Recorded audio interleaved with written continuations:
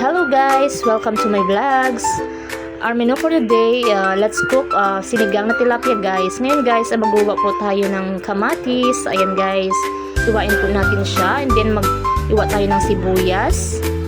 Ayan, and then yung luya guys, iwain natin. Prepare po natin yung mga sangkap nito guys.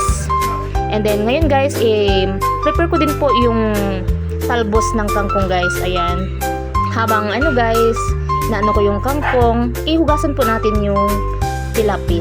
Ayan guys, maghugas po tayo ng tilapia, hugasin natin ng mabuti hanggang sa mawala yung dugo guys. Kailangan guys, hugasin natin 3 beses. Ngayon guys, ayan na po, naka-ready na po yung ating lutuin na sinigang na tilapia. Meron po dyang kangkong, kamatis, luya, sibuyas, ayan tilapia, and then magpakulo na po ako ng tubig guys. Ayan, pag nakulo na po yung tubig guys, ilagay ko na po yung sibuyas, bawang, at saka yung kamatis. Ayan guys, pag pag nakulo na po, kumukulo na po yung guys, yung mga ricado, ilagay ko na po yung tilapia guys.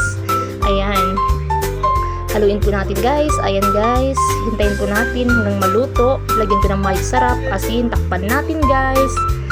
Ayan guys, lagay ko na po yung sangkap niyang kangkong para maging masarap yung ating sinigang na tilapia. Ayan guys, sobrang sarap guys.